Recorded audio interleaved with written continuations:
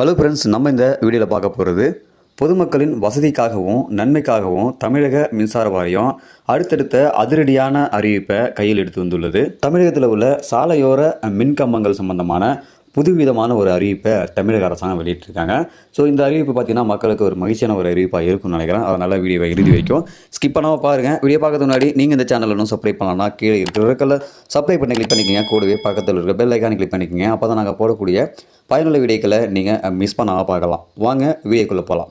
தமிழகத்தில் புதிதாக மின் இணைப்பு கோரி நுகர்வோர் விண்ணப்பிக்கும் இடத்தில் மின்மாற்றிகள் இல்லை என்றால் 90 நாட்களுக்கும், மின் கம்பங்கள் இல்லை என்றால் 60 நாட்களுக்கும் பிறகு மின் இணைப்பு வழங்குவது நடைமுறையாக உள்ளது. இந்த நடைமுறையை தமிழக மின்சார வாரியம் துரிதமாக மாற்றி வருது. அதாவது மின்மாற்றி, பில்லர் பாக்ஸ், மின் கம்பங்கள் ஆகியவை உள்ள இடங்களில் மின் இணைப்பு கோரி விண்ணப்பித்தால் 3 முதல் 7 நாட்களுக்குள் நுகர்வோருக்கு மின் இணைப்பு வழங்க வேண்டும் என மின்சார வாரியம் கடந்த மே மாதம் உத்தரவிட்டிருந்தது.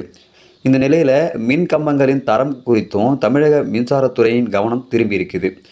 நம்முடைய தமிழகத்தை பொறுத்தவரை சென்னை தவிர்த்து மற்ற இடங்களில் மின்கம்பம் மேல் செல்லும் கம்பி வாயிலாக மின் விநியோகம் செய்யப்படுகிறது. அந்த வகையில் மின் வாரியத்திற்கு மாதம் 45,000 மின்கம்பங்கள் தயாரிக்கும் திறனில் 22 உற்பத்தி கூடங்கள் செயல்பட்டு வருகின்றன. இந்த 22 உற்பத்தி கூடங்கள் எப்போதுமே சிமெண்ட் ஈர்ப்பு கம்பிகளை பயன்படுத்தி தயாரிக்கப்படும் மின் கம்பங்களை குறைந்தது 30 நாட்களாவது தண்ணீரில் மிதக்க விடுவார்கள். அப்போதுதான் தண்ணீரின் ஈரப்பதத்தை உறிஞ்சி கம்பங்கள் பலம் வாய்ந்ததாக இருக்குமா. இதன் பிறகே தமிழகம் முழுவதும் உள்ள குடோன்களுக்கு நீளமாக உள்ள லாரியில் இந்த கம்பங்கள் ஏற்றிச் செல்லப்படும். ஆனால் தண்ணீரில் கம்பங்களை ஒரு வாரம் கூட மிதக்க விடுவதில்லை என்ற குற்றச்சாட்டு கிளம்பி இருக்குது. அது மட்டுமல்ல, பெரிய லாரிகளில் வைத்து கொண்டு போகாமல் சின்ன லாரிகளில் கம்பத்தை கொண்டு உற்பத்தி கூடங்களுக்கு கொண்டு செல்லப்படுகிறதா. இதனால் பாதி கம்பங்கள் லாரிக்கு உள்ளேயும் மீதி வெளியேயும் நீட்டிக்கொண்டு கம்பத்திற்குள் விரிசல் ஏற்படுவதாகவும், லாரிகளில் வந்திறங்கும் கம்பங்களை செயற்பொறியாளர் முறையாக ஆய்வு செய்வதில்லை என்றும் புகார்கள் கிளம்பியுள்ளன. இப்படி கம்பங்கள் தரமற்று இருப்பதால் தான் சின்ன மழைக்கே அவைகள் சாய்ந்து கீழே விழுவதும், மின் கம்பியை பழுது பார்க்க ஊழியர்கள் கம்பங்களை ஏறும்போது விபத்தில் சிக்கி உயிரிழப்பதும் நேரிடுது என துயரங்கள் ஏற்படுவதாக புகார்கள் வெளித்துள்ளன. இந்த குறைபாடுகளை போக்கவே தமிழக மின்சார வாரியம் தற்பொழுது களமிறங்கி இருக்குது.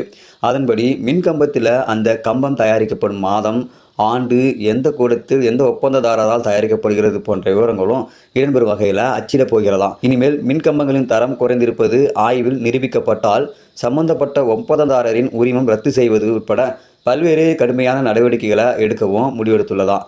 இது போன்ற மின் வாரியத்தின் அதிரடி நடவடிக்கையினால் மின்கம்பங்களை இனி தரமானதுடன் தயாராகும் என்று எதிர்பார்க்கப்படுகிறது. ஸோ இந்த அறிவு பற்றினாக்கா தமிழகத்தில் மின்கம்பங்கள் நிறைய குளறுபடிகள் இருக்கின்ற காரணத்தால் மின்கம்பங்களை உற்பத்தி செய்ய இடங்களில் சரியாக உற்பத்தி செய்கிறாங்கன்றதை செக்கிங் பண்ணணும். அது மட்டும் இல்லாமல் அதை ஏற்றி இறக்குமதி பண்ணும்போது அதை கரெக்டாக இருக்கா இல்லையான்றதை செக்கிங் பண்ணுறது இல்லை என்ற குற்றச்சாட்டு இருந்த காரணத்தால் தமிழகத்தில் இருக்கக்கூடிய மின்கம்பங்கள் தயாரிக்கக்கூடிய அந்த இடத்துல இருக்கக்கூடிய மின்கம்பங்களை கண்டிப்பாக ஆய்வு பண்ணணும் அப்படின்னு சொல்லியிருக்காங்க.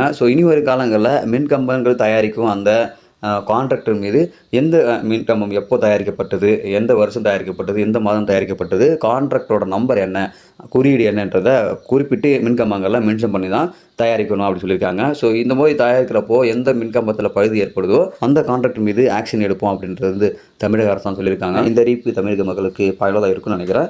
இந்த அறிவிப்பு சம்பந்தமான உங்களுடைய கருத்துக்களை இந்த வீடியோ கீழே கமெண்ட்ல தெரியப்படுத்துங்க. மறக்காமல் இந்த வீடியோ நண்பர்களுக்கும் ஷேர் பண்ணுங்கள்.